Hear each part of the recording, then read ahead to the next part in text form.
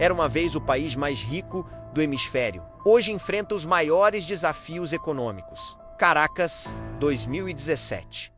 Madrugada, o presidente assina o decreto que mudaria tudo. Uma Assembleia Nacional Constituinte. Nas ruas, manifestações pacíficas ecoam. Nos palácios europeus, diplomatas se entreolham. 3 dias depois, a União Europeia toma medidas. Restrições financeiras. Funcionários governamentais enfrentam limitações de acesso a contas guardadas em Zurique, Londres, Madrid, mas isso é apenas o prólogo. Washington observa cada movimento estrategicamente. Janeiro de 2019. Uma decisão importante é tomada em 40 minutos. O petróleo venezuelano enfrenta restrições comerciais severas. Empresas americanas que negociem com a PDVSA enfrentarão consequências econômicas. É medida comercial radical. Naquele dia, a Venezuela deixou de ser uma potência petroleira tradicional e virou uma nação com acesso limitado aos mercados internacionais. Os números contam uma história desafiadora. O PIB venezuelano começa a contrair drasticamente. 70% diminuem em menos de uma década. Imagine sua cidade perder 7 de cada 10 oportunidades de emprego.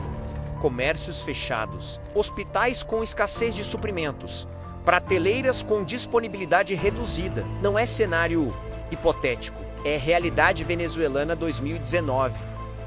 No Mercosul, os países vizinhos tomam posição. Precisamos reavaliar a situação. Dezembro de 2016. A Venezuela é suspensa do bloco comercial.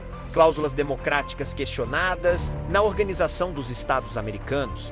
Representantes se envolvem em debates intensos. Discussões acaloradas. Divergências expressas. Microfones desligados estrategicamente. Então acontece o inusitado. Janeiro de 2019, Juan Guaidó, um deputado pouco conhecido até semana anterior, se apresenta numa praça de Caracas. Assumo responsabilidades presidenciais interinas da Venezuela. 50 países reconhecem sua reivindicação. Outros 50 não. O mundo se divide. Embaixadas ficam em situação complexa. Quem representa a Venezuela na ONU? Há 2 representantes reivindicando a mesma posição. É situação diplomática sem precedentes em tempo real. O governo aparece na televisão estatal, aponta para a câmera. Pressões econômicas externas, medidas internacionais coordenadas. A frase vira narrativa oficial, repetida constantemente, pintada em espaços públicos, declarada em eventos. A mensagem é direta. Tudo é resultado de pressões externas. Cada escassez, cada dificuldade, cada desafio social. Forças externas causaram isso, mas há complexidade nessa narrativa. A economia venezuelana já enfrentava dificuldades antes das restrições mais severas. A inflação já reduzia o poder de compra. As fábricas já diminuíam operações. Os supermercados já tinham disponibilidade reduzida. As medidas internacionais aceleraram o processo, isso é verificável, mas não criaram o problema inicial. Apenas intensificaram uma situação já delicada. E foi exatamente nesse momento de necessidade que novos parceiros internacionais começaram a se aproximar. Moscou, inverno de 2018, no mapa da América Latina. Um assessor russo aponta para a Venezuela, uma oportunidade geopolítica. 3 semanas depois, 2 bombardeiros estratégicos Tu-160 pousam em Caracas. A mensagem diplomática era clara. A influência regional estava a diversificar-se. Aviões e navios russos continuaram a chegar, trazendo equipamentos e acessórios. A gigante energética Rosneft tornou-se parceira da PDVSA, ajudando a contornar as sanções americanas. Em 2019, durante um momento político delicado, 200 consultores russos chegaram e, em 72 horas, reorganizaram a segurança do governo, demonstrando o compromisso de Moscou. Enquanto isso, a China movia as suas peças discretamente, com 60 mil milhões de dólares em financiamentos garantidos por petróleo futuro. Técnicos chineses mantinham as refinarias a funcionar, e na ONU, Pequim bloqueava resoluções críticas. Outros aliados surgiram. Navios iranianos trouxeram combustível de Cuba. Chegaram profissionais de saúde em troca de petróleo subsidiado. E a Turquia tornou-se um centro financeiro vital. Uma complexa rede internacional mantém o sistema venezuelano a funcionar. Você abre seu celular, entra nas redes sociais e vê uma hashtag em alta. Venezuela existe. Milhões de posts em poucas horas. Parece um movimento orgânico, certo? Mas não é. Em um escritório discreto em Caracas, profissionais operam dezenas de contas falsas, amplificando mensagens do governo. Isso não é especulação. É documentado por pesquisadores de Oxford. Eles descobriram redes de perfis que parecem autênticos, mas que agem de forma coordenada em momentos-chave, espalhando uma narrativa específica. A complexidade vai além. As técnicas são as mesmas usadas em outras eleições internacionais.